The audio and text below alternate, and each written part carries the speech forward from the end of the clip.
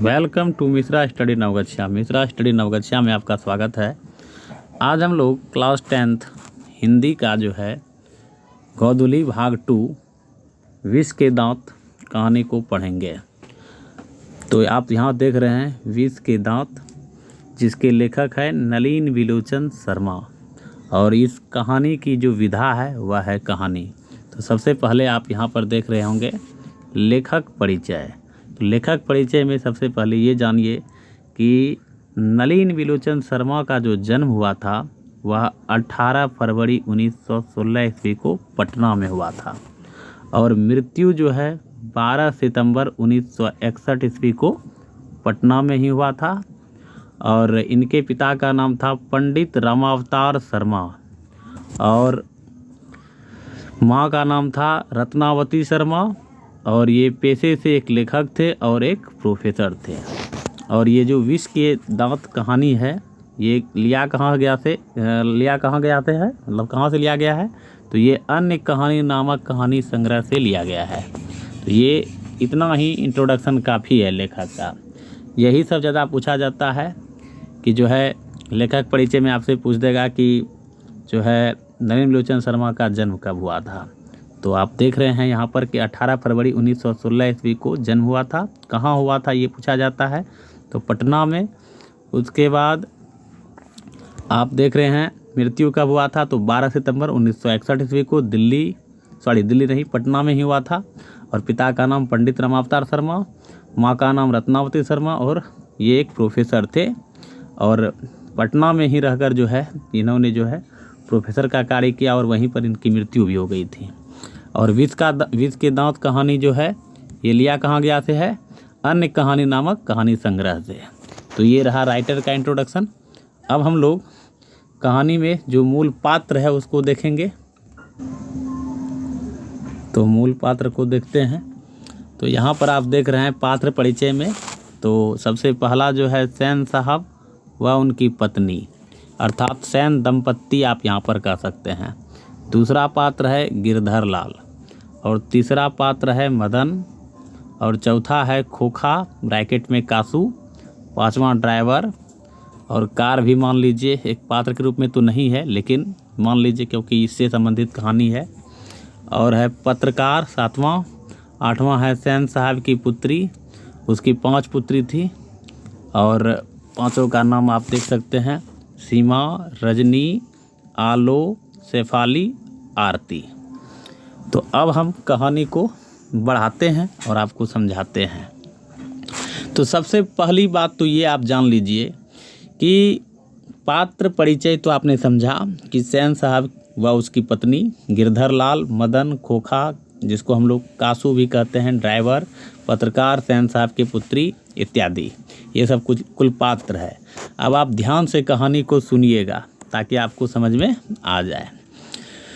तो कहानी स्टार्ट ये है कि सेन साहब एक अमीर व्यक्ति थे, ठीक है, और गिरधर लाल जो था उनके फैक्ट्री में एक कार्य करते थे किरानी के तौर पर, और उसी का पुत्र था, यहाँ पर आप देख लीजिए, उसी का पुत्र था मदन।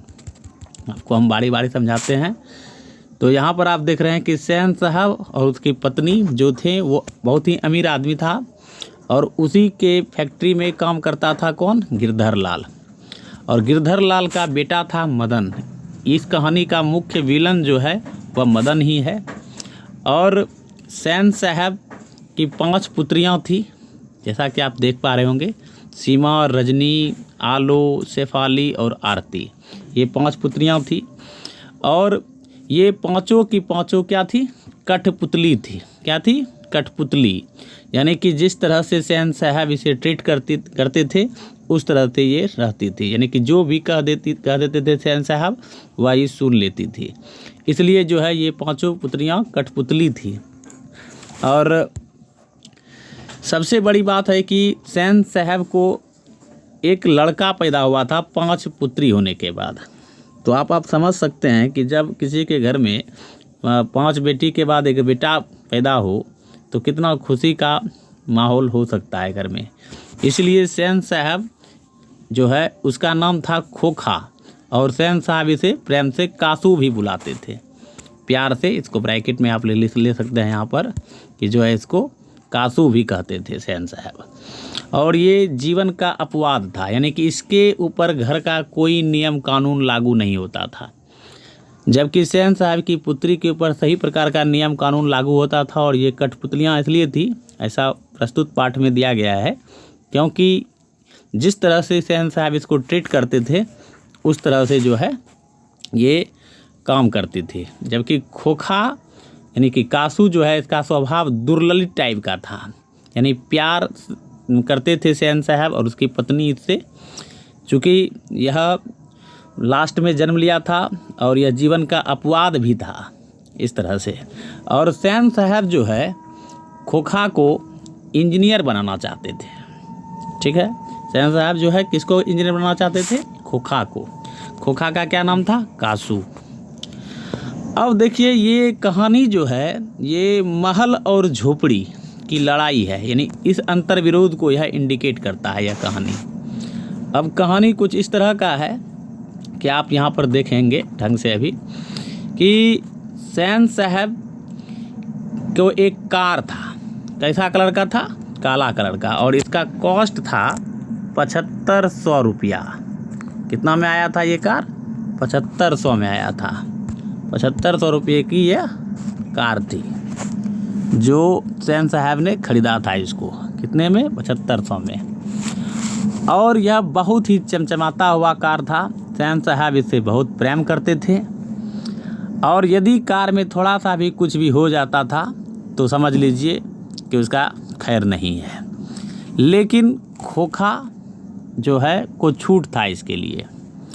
अब बात ये होती है कि गिरधर लाल का जो बेटा है जिसका नाम है मदन, यह इस कहानी का हीरो है, नायक आप कह सकते हैं यहाँ पर।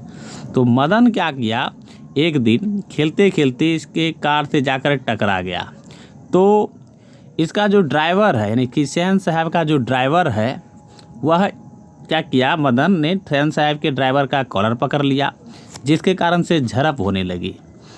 तो इस पर जो है सैन साहब कहते हैं कि सैन साहब जो है मदन को डांटते हैं और उसके पिता गिरधर लाल को कहते हैं कि इसी तरह का बच्चा आगे जाकर चोर डाकू बनता है।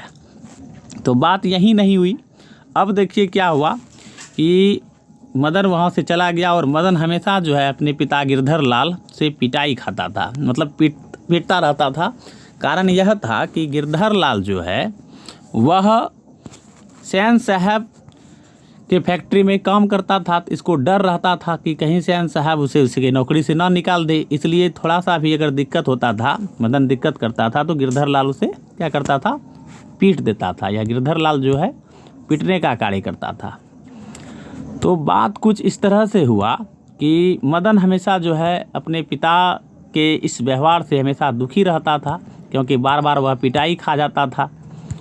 तो हुआ यूँ कि खोखा जो है, ये खोखा जो आप देख रहे हैं जिसका नाम है कासू, तो यह क्या करता था कि घर में कुछ अटपटांग तरह का काम करता था, जिस कारण से कहीं ना कहीं सैन साहब को लगता था, सैन दंपत्ति को, कि यह जो है ना आगे जाकर इंजीनियर बनेगा, इसलिए इस पर किसी भी तरह का कोई नियम कानून नहीं था। और तो हुआ यूँ कि सैन साहब के घर में उसके कुछ दोस्त आए, पत्रकार महोदय। तो उसका पत्रकार सब दोस्त था, तो उसने अपने अपने बेटे के बारे में बताया कि हम ये कर रहे हैं अपने बेटे के लिए। तो इसने जो है इस पत्रकार महोदय ने सैन साहब को सलाह दिया कि आप अपने बेटे को क्यों नहीं किंडरगार्टन स्कूल में भेज देते हैं पढ़ने के लिए। तो इसके बाद से, यानी कि पत्रकार के बाद से जो है सैन साहब जो देख रहे हैं ये जल भुन कर रह गया।